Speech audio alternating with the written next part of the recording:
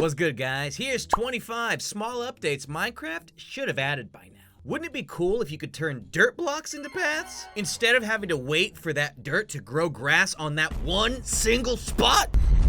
Or how about a way for you to link minecarts together so that you actually start using minecarts? Well, both of those things, alongside easier harvesting, new ways to build downwards, new trees, and so much more, are all part of today's 25 small updates, courtesy of the Quark bot. It's linked below. Alright guys, number 1, it's the horse whistle. You can use the horse whistle to bring tamed horses nearby, wherever they are. See, my boy came running. It only works on your tamed horses though. Wild horses will not listen to the whistle. Number 2, iron chains. Created using iron nuggets and iron ingots, you can use iron chains to link together minecarts to one another alongside boats. So we've just connected all of these, and look at what happens. Now when I move around in my silly little minecart, all of the minecarts I attached will follow as well. This is gonna make traveling with minecarts and storage way easier, and way easier to do in the nether especially. Number 3, when climbing ladders, if you open your inventory, you stop moving in game, or if you open your chat to say, yo, you also stop moving. And now, my friends, a quick word. Today's video is sponsored by GTarcade, and we've teamed up to bring awareness to an awesome initiative known as the Hunger Heroes. GTarcade's Hunger Heroes is a charity campaign designed to not only bring attention to worldwide hunger, but to do something about it as well. In this case, by raising funds to help those in need. And we want you to get involved as well. It's super easy to be a part, and you can get some cool free perks out of it too. There's 2 different ways to be a part. First, you can tweet out a picture of your very own smile meal, seen here, with the hashtag GTarcade Hunger Heroes. GTarcade will be making donations to the charity Share the Meal for every tweet that's sent out. The other way to help is to just play games. From August 12th to the 18th, you'll be able to find in-game items in all of GTarcade's games that you can exchange for real-life donations. These games include League of Angels, Era of Celestials, Rangers of Oblivion, and more. So join me this Saturday, August 17th at 5 p.m. Pacific time, right here on the channel, where I'll be streaming some awesome GTarcade games. Come hang out and help us end world hunger. And with that, back to the video. Number 4, frogs. Frogs are a new cool animal that spawn in swamps. If you kill them, they'll drop frog legs, which you can cook. Alright guys, it's nothing personal. Oh, listen.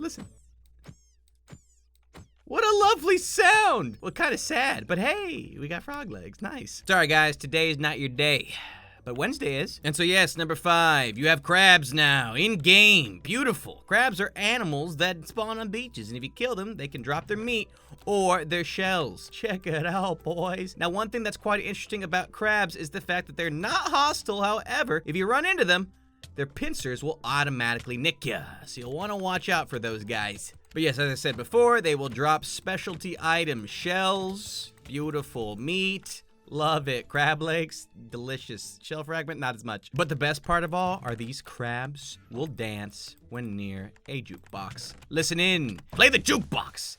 Yeah, look at this, guys. Tell me this isn't the funniest thing you've ever seen. Jagex is powerless against us. $11. Either way, let's stop the music. Sorry, guys. Not my favorite type. Number 6, the Potion of Stability. Brewing a crab shell into an awkward potion will get you this Potion of Stability. And while under this very special potion effect, you'll have Resilience, which essentially prevents you from being knocked back about half of the time when you're dealing with mobs. Come on at me, bro. Look, you see? Half the time, you don't get knocked back. Sometimes you do. Sometimes you don't. Look at that. It's nice. It's an easy way to get hugs. Stay away from me. And here's what resilience looks like over here in the corner. Nice. Number 7, dirt to path. Yes, I've been waiting for this. You can now use a shovel to turn a dirt into a path block, not just grass. So you see, this is one of the worst experiences ever. But now, it's all sorted because you can turn all of these into a path instantly. You no longer have to wait for grass to grow. And everyone knows how long that takes. The answer, by the way, is way too long. But if you're used to waiting for grass to grow, then this next one should be good as well. Right-click crop harvesting. Number 8, crops are now easier to harvest than ever. Just right-click a grown crop to harvest and replant it. So look, right-clicking, instant seeds. Look at this. Look at this. Oh, I love every second of this. I could not tell you how many extra clicks and how many extra mice I had to buy just from planting wheat. Now, doing this might mean you don't get to take full advantage of your fortune hose, but that's okay. I'll take the convenience. Press me. Hey, number 9, reach around block placing. Nice. This is essentially building downwards. When you've got a block in hand, look at my crosshair right in the center there.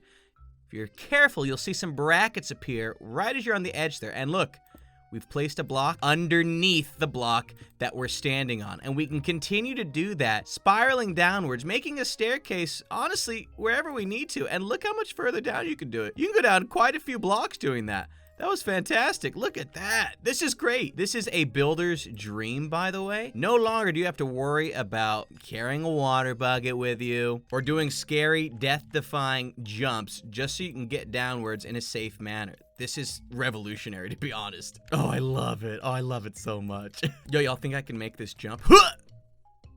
Hey, oh, hey, a totem of holding showed up. We've actually covered this item before on a different Quark video, which you can check out by clicking the eye in the corner right now. Moving on, number 10, arrow scrolling. If you have a bow in your main hand and an arrow in the other, scrolling while holding sneak will change the arrow that you fire. So check this out. Right now, bow in hand. If we look here, the spectral arrow is technically the first one to be used here. But if we were to sneak with one of these in our offhand slot, you can see, look at that. Look at the hotbar right now. We're scrolling through. Now we're gonna poison that guy. We're gonna use a regular arrow on that guy. We're gonna spectral this baby up once again.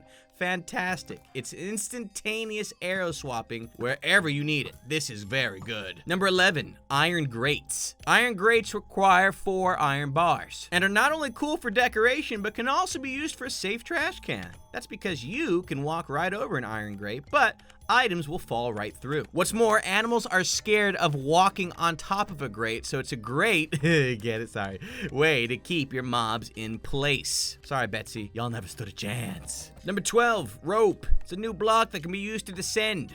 Right-click it onto a placed rope block to drop the rope down. First of all, here is how you make rope. All you need is 8 strings. Right-click to place a rope, and right-click that rope to continue to place ropes in a downwards direction. From there, you can very easily climb them to get wherever you need to go. Or sneak plus right-click to grab the rope back so that you can keep it and grab it with relative ease. But what's more, look at this. This chest has some goodies in it. You can lower chests using rope so that you've got an easy way to get things down and up again at a moment's notice. This is super sweet. Look at this. And so down we go. You can even place rope as you're going up it, and you can take the rope back as you're going down it. Fantastic. And look at that.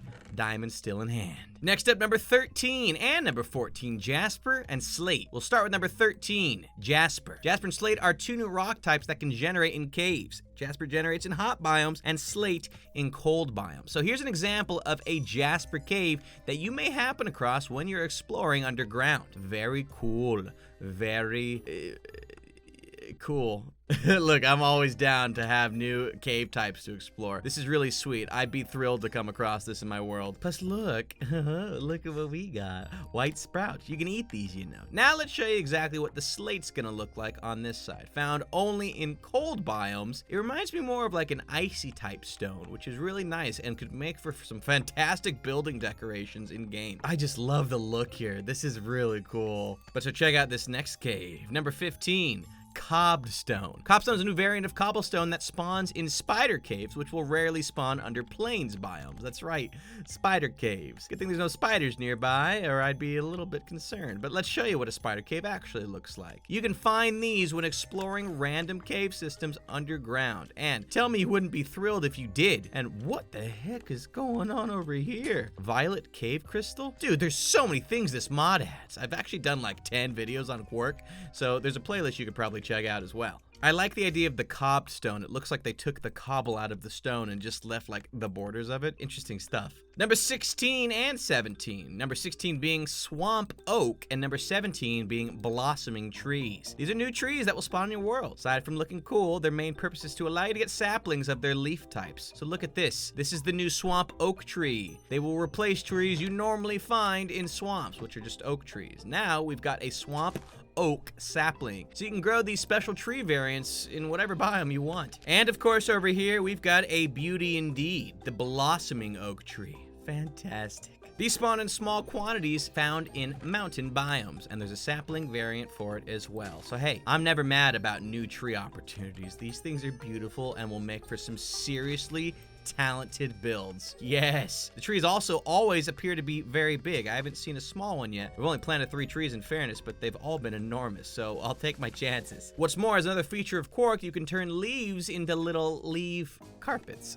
And you can collect them without them breaking, so plenty of decorating going on here. Number 18 is a weird one. Gravisand? Come again? Gravisand is a new block with lots of fancy uses. It falls, but only when it has a redstone signal. But if it can't fall, it will float instead. Check this out. Gravisand. Oh, I gotta press the button. Yeah. Gravisand. Beautiful. Sand that will fall or rise depending on what sort of redstone signal is active. But what were to happen if I were to stand right on top of it? Oh, nothing, I guess. Can we just, I'm gonna press, does it suffocate me? Interesting. Now Gravisand also emits a comparator signal, so it is a very useful block for redstone pulses. It's going to allow you to very easily dictate when you want this comparator to go off, all based on one simple block property. Although, it is kind of weird. To make it, you need 8 sand and an ender pearl. And so while you may need to head to the end to get a pearl, we're headed to the nether to show you some more small updates. And this next one is amazing. Number 19, foxhounds. Foxhounds are new hostile mobs that spawn in the nether. However, if you've got fire resistance, you can tame them. But look at these guys. Oh my gosh, they're asleep. I ain't mad at this at all. He's the cutest little thing. He's got his tail right there. He's got his legs asleep on the side. What's this guy doing? Hey. What's good? Wow, getting a nice heat massage. So I've just woken him up by right-clicking him, and if you want to tame him, you'll not only need coal, but again, you'll need to have fire resistance. You can see it's not working right here. But now I've given myself fire resistance, and check this puppy out. Oh wait, he's already tamed. See, here's what an untamed one looks like. Yo, what's good, honey? What's good? See, they'll try and attack you if you're not careful, but instead, I'm gonna tame you, and you be my new best friend. Take the coal! Wow, this takes a lot of coal. Took 40 coal to tame this guy, but now he's my best friend. And what's more, he comes with special powers. Namely, furnaces with a foxhound on top of them are much faster than the opposite. So here's a regular furnace, and here's one with a sleeping foxhound right on top here. Get away from me. Gosh, you can just hang out down there. Oh. It's awkward. Either way, look, 1.5 iron ingots done on this side. We're nearing 2 over here, and we started this one second. So as you can see here, there is a huge difference in the speed at which you can smelt things when you've got your foxhound nice and handy. And so further down the path, we ascend. Ooh, nice rope. Ultimate. Can we just, yeah, look at that. As you can see here, there's a little bit of extra things going on in all of the lava oceans found in the nether. Namely, it's this next one, number 20. Nether obsidian spikes. Random obsidian spikes will now I've had it. Get away. Yeah, random obsidian will spawn in the nether now. It just makes everything look cooler. See, look, just looking around, you see fossils, spikes all over the place. Really gives additional life to the nether, so it doesn't seem quite as dead. Although that makes sense, it's lava everywhere. But look, over here, we've got another. Oh, hello, whoa, what are you? You're number 21, massive spikes. Rarely a spike might generate super tall. When this happens, a light alongside a blaze spawner and some loot will generate at the top of it. So we're gonna make our way up here. That, by the way, would explain why the blaze is spawned in. Now the ladder doesn't normally spawn, and we've just placed it here to show you what's at the top. So as you can see, there's a special block here. Mining it's gonna get you a brand new item. This item's known as the Blaze Lantern, which is basically a retextured sea lantern. But more importantly, once you break the blaze spawner, oh, get away. Look what you got underneath. Loot, gold, gold, gold, saddles, and a light blue rune. What do runes do? Well, you can check out our other Quark videos to find out. Number 22, broken portals will now salt and pepper the nether randomly. And they may randomly spawn throughout, but you can always fix them up to see what's on the other side. So we've got some obsidian and a flint and steel here. Alrighty, where will you be taking us today, Mr. Portal of Destiny? I guess we'll find out in due time. Completed, and in we go. See you on the other side. Ah, it took us to our next area, number 23. Place blaze rods. Just like it says, blaze rods can now be placed as a decorative block. Just like end rods, they can face in various different directions. So look, right click, blaze rod placed, blaze rod plate, look at that. Nice, and you can do sideways as well to make for some really fun decorations in your homes. Look at you. Oh, I love it. And you can climb up them no problem as well. Nearing the end here, here's one for all you redstone people out there. The redstone inductor. There's a new redstone circuit piece. Its output is equal to the sum of all of its inputs. You can also lock it with a repeater. So if we were to, say, try and light this lantern up, you'd note that one lever doesn't quite reach all the way, and you'd note that this other lever doesn't quite reach all the way either. But by turning both of them on, you can see that it combines the outputs. And what's more, using repeater, you can now lock that output. And so if we were to turn these off, we would still see this power coming through beautifully. And it can be used in conjunction with other various vessels, such as hoppers, to strengthen that redstone signal to whatever it is you need. And finally, number 25, colored slime. Slime blocks can now be dyed red and blue. Two slime blocks of different colors will not connect to each other for piston moving. This is great.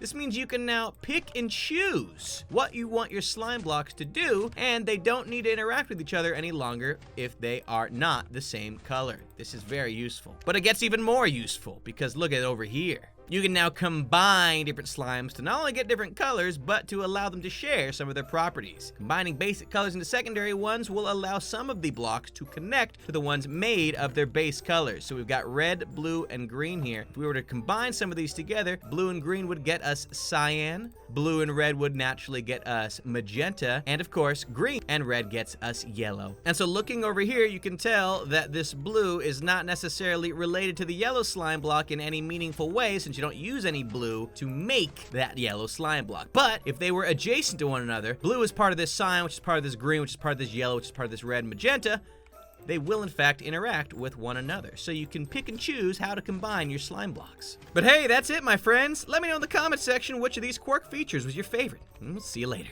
Special thanks to GTarcade once again for sponsoring today's video. Don't forget to catch the live stream this Saturday, August 17th, where you can help me end world hunger.